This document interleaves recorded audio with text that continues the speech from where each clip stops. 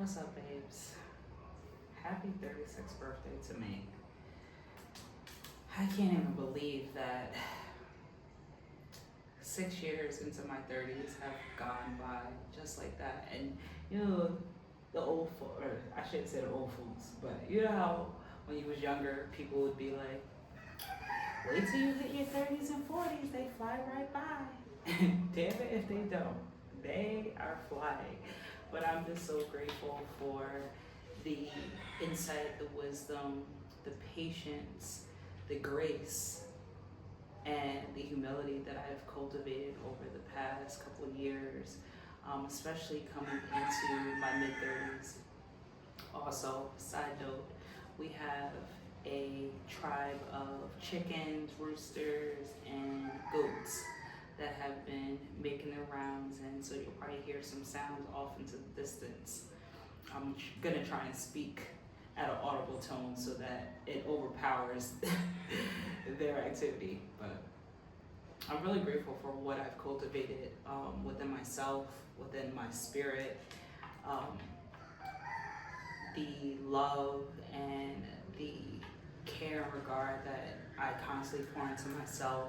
I feel like at this point I've been able to find reflections of that in those who I care about and who care about me the most, via my family, friends, close partners. And I came into my early 30s in a deep transition, going through a lot of different changes, coming out of a marriage, starting over for what it felt like life was starting over. And now arriving at 35, 36, and realizing that the job and career and the lifestyle that I once thought I wanted, I no longer want. I want the life that I deserve, the life that I've been cultivating and manifesting over some time now. And it's been powerful how when you really start to develop your spiritual strength, your spiritual resilience, when you tap into your ancestral callings and destiny, how life will absolutely change. Life will absolutely begin to create a whirlwind of transitions, of shifts that you may not be able to describe at first, but trusting and, building self-trust, building trust in God, and building a deeper faith in God and all of what you can't see yet is what has transformed me in ways that I can't even really put words to. I've been able to take the time to recognize that coming into 36 that I needed to be still, I needed to slow down. The lifestyle that I really, really, really, really want and really, really deserve and really, really are attracting and calling into my reality is a slower pace lifestyle. It's not the lifestyle that I've been living for the past almost 10 years of grinding, of running and claiming busy as my third name or my middle name. I think a lot of us find value and validation in feeling busy because we feel like we're worth something through what we're busy with.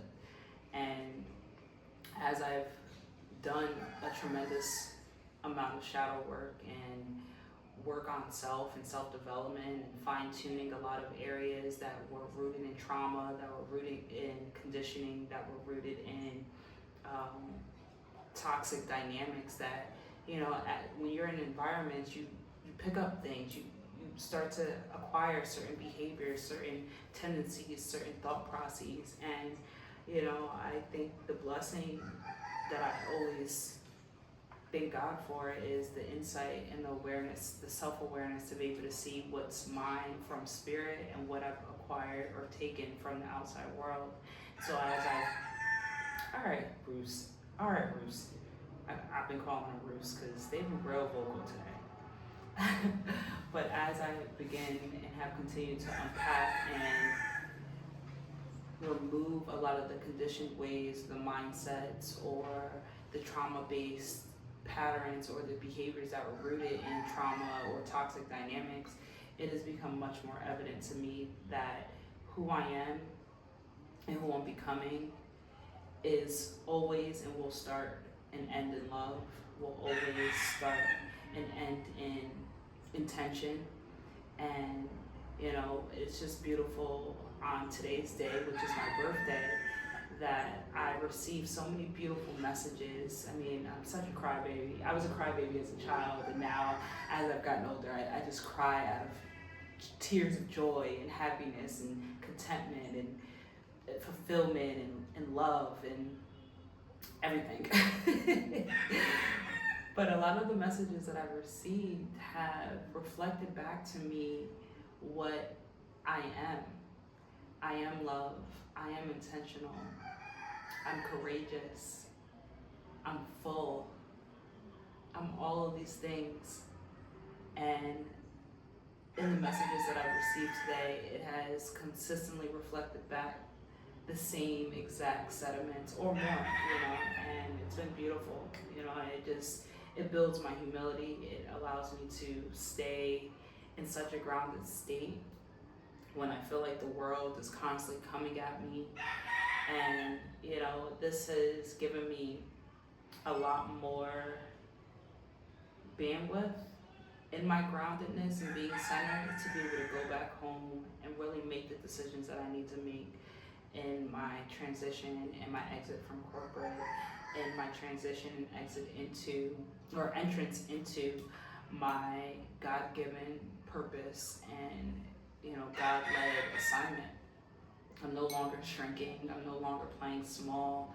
I'm no longer in a state of self-doubt or self-contentment. I have really graduated through the levels of recognizing who I am and where I was versus who I want to be or who I am becoming. And I've been bridging the gap. I've been doing the necessary root work, right? Because when you start to make big shifts and transitions, you have to start at the foundation. And I should have been a psychology major, because my level of understanding around human behavior should be studied. But if you go back to Maslow's hierarchy of needs, and you go at the base of that pyramid of that hierarchy of need, right? The hierarchy is the pyramid, and the base level is safety. And if you correlate that to our meridian centers and our chakra centers, when you're not grounded and you feel stable in your root chakra or in your base level, which is safety, you're not able to make decisions. You're not able to move forward with self-trust and courage and conviction. And for so long, I didn't realize that was really the area that I needed to work on the most.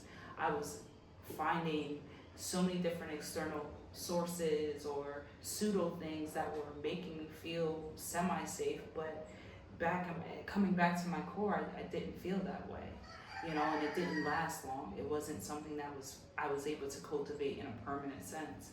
And now that I've arrived here at year 36, I can honestly say that I feel grounded and safe and stable in wherever I land, and I've been able to cultivate the sense of home in so many different locations outside of New Jersey. New Jersey is just a place that I reside, and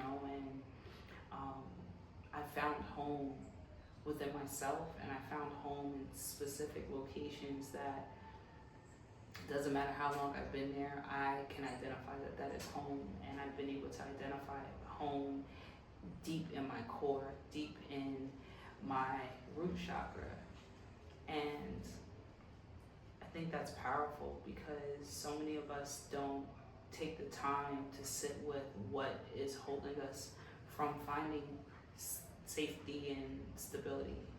So many of us, we operate outside of ourselves, and I constantly say to my clients in my classes, workshops, come back to your body.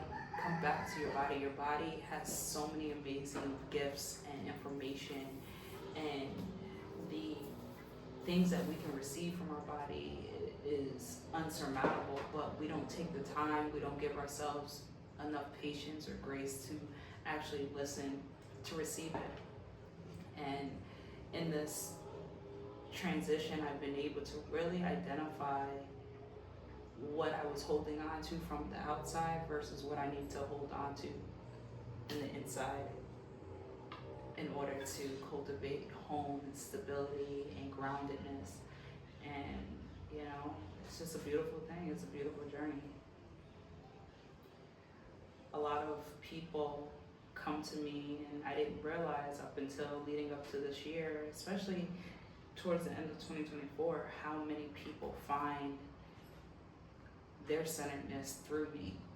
You know, how they come and, you know, they unpack their bag to organize, to then center, to figure out a direction, a sense of knowing, a sense of direction. And, you know, I just thank God and my ancestors for the gifts that I've been blessed with, for the insights, the knowledge, the wisdom that sometimes life can't always teach you. Sometimes you just gotta tap into source. Sometimes you gotta tap into intuition to be able to know, yeah, this is what it is. But you gotta trust it, right? And it took me so long to trust my intuition. It took me so long to believe that I really knew what I knew.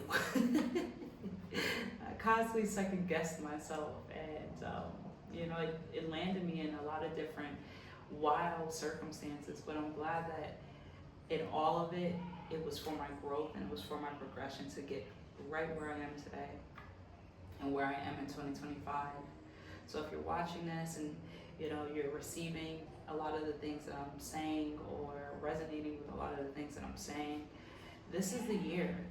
I'm claiming this for myself. I'm claiming this for all of you and all of the people in my life, that this is the transformational year. This is the year where we grow and we expand and we let go of the naysayers. We let go of the doubt. We let go of the weight that is just holding us back. We let go of the strife of misalignment, because that's what I've arrived into 2025. Recognizing that life doesn't have to be hard, life doesn't have to be a struggle. Things really don't have to be as hard as you make it. But when you're not attuning to your body, when you're not attuning to your spirit, when you're not finding the stability within, you're gonna constantly find misalignment and instability from the outside. As so above, as so above, as so below.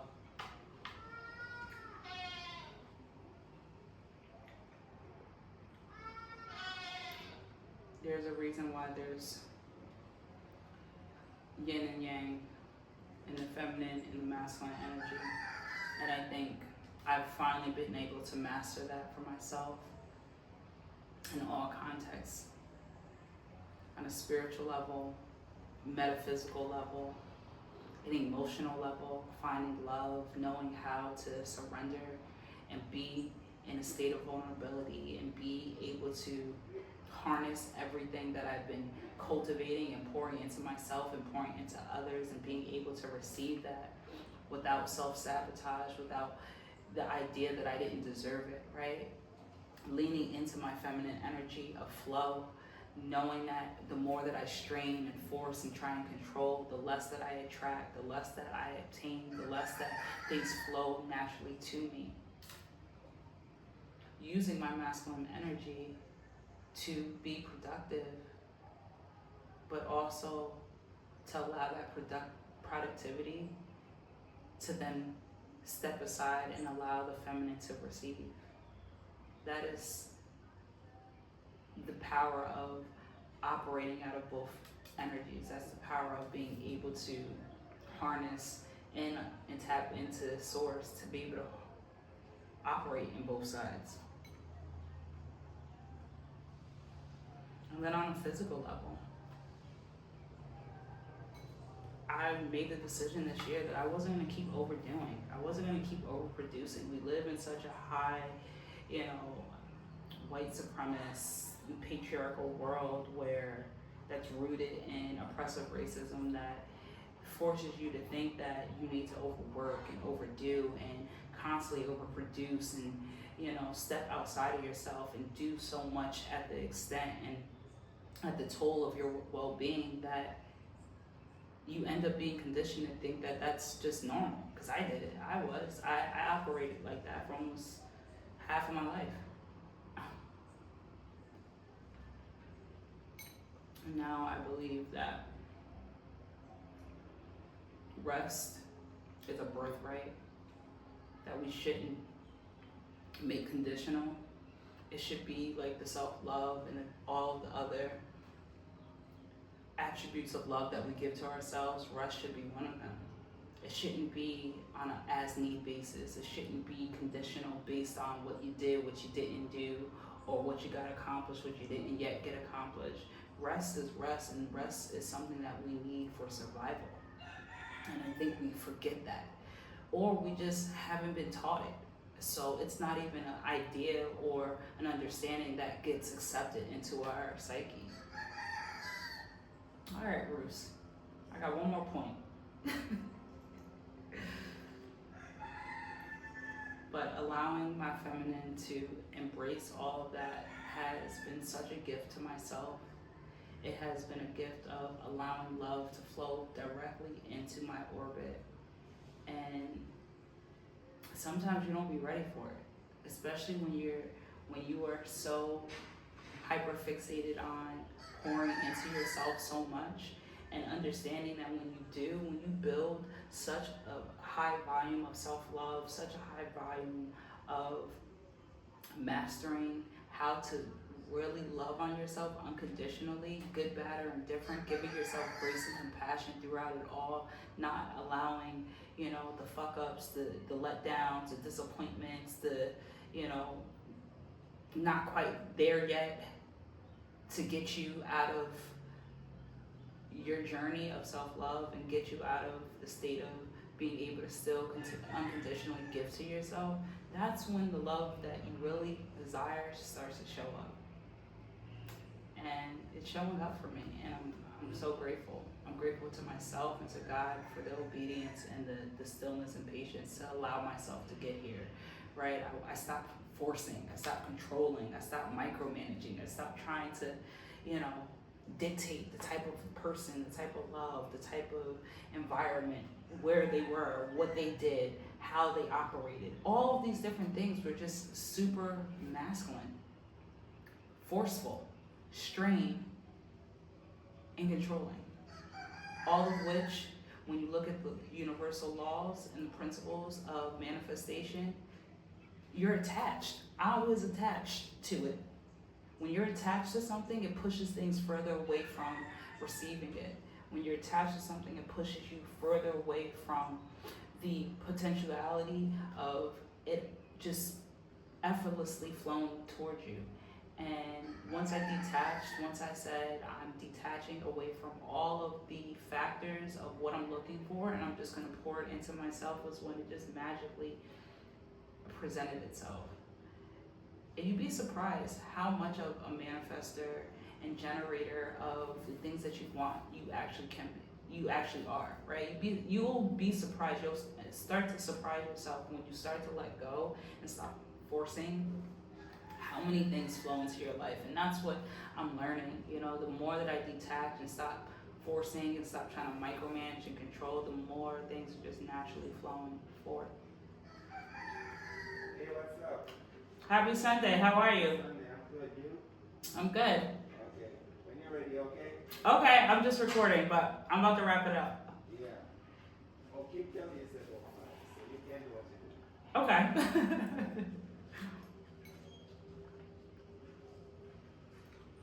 And when you start to surrender and release, you just naturally attract amazing people. I came here with the intentions of connecting with an old friend who, in the season that I met him, was, very supportive. All of these amazing things. He's an amazing person, but timing just didn't align. The season didn't align. And what's pretty interesting and just a testimony to my spirit and the type of love and attraction and series of attraction that I constantly cultivate is I will always find beautiful resources and amazing people. And I did just that within a matter of hours, you know. I seem to always attract the type of energy and the type of spirits that I need along my journey. And even if it's only for a season or a chapter or a short period of time, and I've accepted to not be attached to the duration, to the time, to the details, and just embracing the experience and the connection. So, what a beautiful birthday testimony. And this is, again, if you found this video, if this video found you, this is your sign to stop forcing and start flowing. Start allowing yourself to be open to the beauty and the possibility that life and God can offer you. This doesn't have to be an overly religious thing. It's about opening your heart, releasing the hurt, the pain, the disappointment, all of the things that can harden your heart, and allow your heart to stay open. Allow your heart to cultivate the type of love within yourself first, so that you can then find it out into the world as it emits back to you. The heart is a muscle. It will literally generate the electricity and the electrical currency to attract whatever it is that you want. You just have to attune to it. You just have to allow it to stay open, or open it and allow things to flow as you create the electrical vibrations and frequencies within it. So, with that being said, happy birthday to me. Happy 36 years, strong, young, and vibrant. I think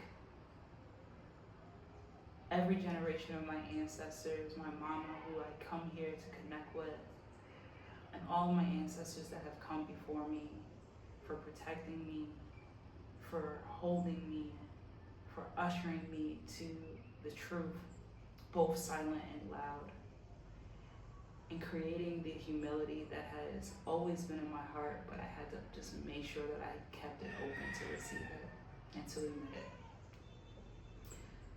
Till next time, babes.